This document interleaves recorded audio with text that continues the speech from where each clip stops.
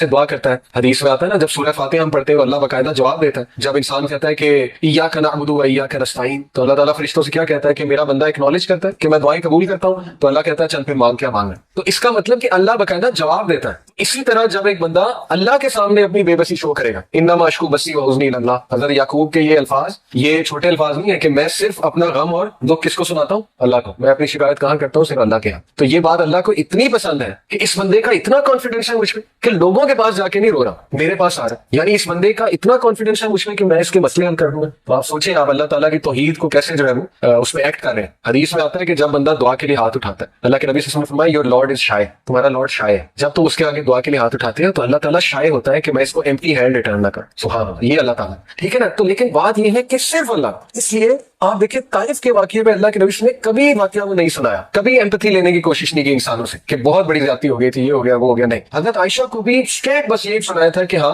تمہارے لوگوں نے مجھے اس دن بہت دکھ دیا تھا، بس دیٹس اٹ. اس کے علاوہ کوئی ڈیٹیل نہیں. وہ تو باقی ڈیٹیل تو ہمیں حضرت زید سے ملتی ہے نا، حضرت زید ان کے ساتھ تھے، حضرت زید بن حارثہ ان کے جو منہ بولے بیٹے تھے، وہ تو ان سے ملتی ہے نا. ٹھیک ہے نا. یا کسی اور نے اگر دیکھا ہو، وٹنس کیا ہو، تو ڈیٹیل اس سے آ رہی. تو ثابت یہ ہوتا ہے کہ مسلمان اسٹرانگ ہونا چاہیے، مسلمان کا سارا اعتقاد جو ہے وہ اللہ پر ہونا چاہیے. آپ کو ایک بات تجربے سے بتاتا ہوں، آپ لوگوں کے سامنے اپنی ویکنس شو کریں گے نا، رونا دھونا، ایک ٹائم آئے گا لوگ کہیں گے یار ایسے رونا رہتا، آپ کے بارے میں مشہور ہو جائے گا کہ یہ تو ہر وقت اس نے رونا ڈالا ہوتا ہے. تو پھر کیا فائدہ ہوا؟ ٹھیک ہے نا. ایک ٹائم تک لوگ ہیلپ کریں گے، اس کے بعد جو ہے وہ لوگ بھی تنگ آ جائیں گے. تو اس لیے اللہ کے سامنے پٹی جو ہے وہ اللہ کو شو کرے کہ اللہ مجھ پہ رحم کر، رب اغفر وارحم وانت خیر الراحمین. اور ایسے کانفیڈنس سے اللہ آپ کی پھر ایسی مدد کرے گا کہ آپ کا گمان، یہی اس آیت کا مطلب ہے وَمَن يَتَّقِ اللَّهَ يَجْعَل لَهُ مَخْرَجًا. جو کوئی اللہ کا تقوی اختیار کرتا ہے اللہ اسے اس طرح سے نکالتا ہے اس مصیبت سے، اور ایسے ایسے سورسز سے دیتا ہے کہ اس کا گمان بھی نہیں جاتا. لیکن شرط کیا ہے کہ اللہ پہ کانفیڈنس، اس لیول کا کانفیڈنس کہ نہیں میرا مسئلہ اللہ ہی حل کر سکتا، میں نے اللہ سے ہی لینا ہے، میں اس کے علاوہ کوئی اور کچھ سوچ ہی نہیں سکتا. بچے کی طرح پیچھے پڑ جائے اللہ کا، جیسے چھوٹا بچہ اپنے ماں باپ کے پیچھے پڑ جاتا ہے نا کہ نہیں مجھے چاہیے مجھے چاہیے مجھے چاہیے. اللہ تعالیٰ بہت خوش ہوتا ہے. ٹھیک ہے. کیونکہ this shows your confidence on اللہ سبحانہ وتعالیٰ. This shows how much you rely on اللہ، how much you are confident on اللہ کہ اللہ تعالیٰ میرا رب ہے اور وہ ہر چیز دینے پہ بے شک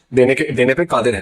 خیر یہ تو ہو گیا وہ پوائنٹ کہ رسول اللہ صلی اللہ علیہ وسلم never took anyone's empathy اور sympathy with regards to this incident. لیکن واقعہ بہت افسوسناک ہے. اللہ کے نبی صلی اللہ علیہ وسلم پہلی تو بات واک کر کے گئے. آپ میں سے کوئی تائید دیا؟ میں 2 بار گیا ہوں. ٹھیک ہے. اور پہاڑی راستہ ہے، آپ نے بھی دیکھا ہے. ٹھیک ہے نا. اور یہ کہ 1.5 گھنٹے میں 1.5 گھنٹہ 1.25 گھنٹے میں گاڑی میں پہنچ جاتے ہیں. تو سوچیں بائی فٹ، میں اکثر یہی سوچ رہا تھا جاتے ہوئے، میں نے اپنی وائف سے بھی کہا کہ کس طرح ہمارے نبی گئے ہوں گے. اتنا کٹھن راستہ ہے، پہاڑی راستہ ہے، اچھی خاصی چڑھائی ہے. تو حضرت زید کے ساتھ آن فٹ گئے، نو ہارس نو کیمل. اس کے پیچھے حکمت تھی. یہاں سے ثابت ہوتا ہے کہ ایون وہ اللہ کے نبی صلی اللہ علیہ وسلم کا اعتقاد بہت اسٹرانگ تھا، لیکن ہی ٹرائیڈ ہز لیول بیسٹ جتنا کیئرفل ہو سکتے تھے لائف میں. حکمت یہ تھی کہ قریش کو شک نہ پڑے کہ یہ کہیں دور جا رہا ہے. آن فٹ گئے تھے اسی لیے. تو ہمیں بھی اپنی لائف میں ایسے ہی زندگی گزارنی ہے. ہمیں اپنی بیسٹ ایفرٹ کرنی ہے آخر تک، جتنا کیئرفل ہم کسی بھی معاملے کے حوالے سے ہو سکتے ہیں، جتنی ایفرٹ ہم کر سکتے ہیں. اینڈ دین لیو ٹو اللہ. اس کے بعد اللہ سنبھال لے. ہر چیز ہم نے اللہ کو بتا دی، اپنی ایفرٹ بھی کر لی. اب میرا رب مالک، اب میرا رب جو ہے وہ میرے لیے جو فیصلہ کرے گا اس کو میں قبول بھی کروں گا، لیکن یہ کہ مدد طلب کرتا رہوں گا اپنے رب کی. ٹھیک ہے. تو وہ بائی فٹ گئے. اور وجہ کیا تھی طائف کو سلیکٹ کرنے کی؟ یہ 3-4 وجوہات جو ہے وہ بیان کی گئی. پہلی وجہ یہ تھی کہ کلوزسٹ سٹی تھی مکہ کے حوالے سے، مکہ کے سب سے قریب طائف تھی، اور یہ کہ ان کے درمیان کانسٹنٹ رائولری اور پیس ٹریٹیز ہوتی رہتی تھیں ان 2 میجر سٹیز کے درمیان. دوسری وجہ یہ تھی کہ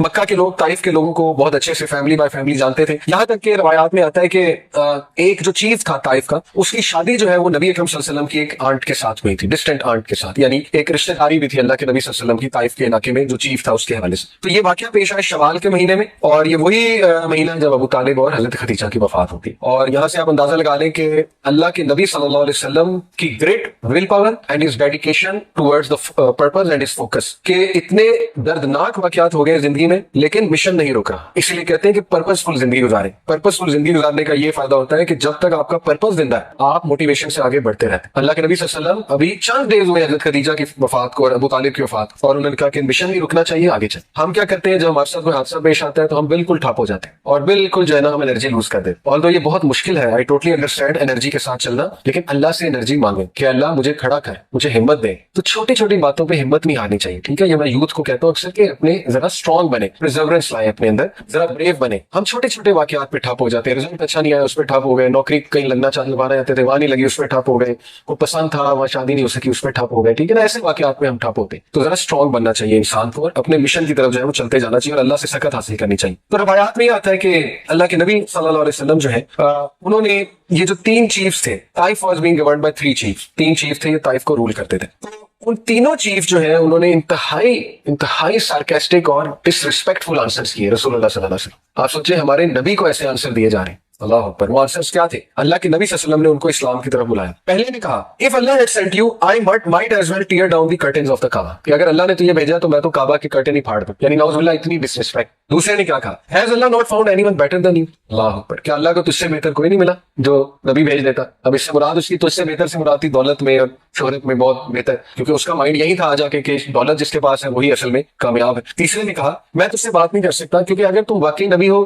سرکیزم میں، ٹھیک ہے، طنز میں، اگر تم واقعی نبی ہو تو تم بہت زیادہ ہولی ہو، تم بہت زیادہ مقدس ہو، تو میں تو تم سے بات ہی نہیں کر سکتا. اور اگر تم نبی نہیں ہو تو پھر تم میرے ڈگنیٹی سے بہت بلو ہو کہ میں تم سے بات نہیں کروں. اللہ دیکھیں ہمارے نبی نے کتنے سخت سخت الفاظ برداشت کیے ہیں دین کے راستے میں. اس لیے اگر آپ کے گھر والے آپ کو کوئی سخت الفاظ کہہ جاتے ہیں، والد والدہ چچا کوئی بھی، نو پرابلم، ریوارڈ ہے انشاءاللہ.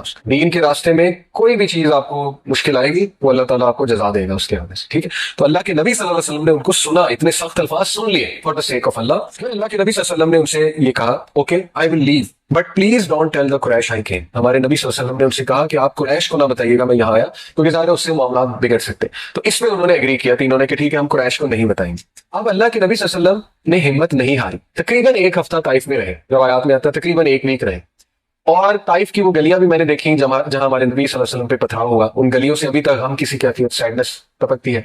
اور میں نے وہ مسجد بھی دیکھی، مسجد انس، حضرت انس تھے نا جو غلام تھے جو نبی اکرم صلی اللہ علیہ وسلم کے پاس انگور لے کر آئے تھے، اور اللہ کے نبی صلی اللہ علیہ وسلم نے ان کو دعوت پیش کی تو انہوں نے اسلام قبول کر لیا. کرسچن سلیو تھے.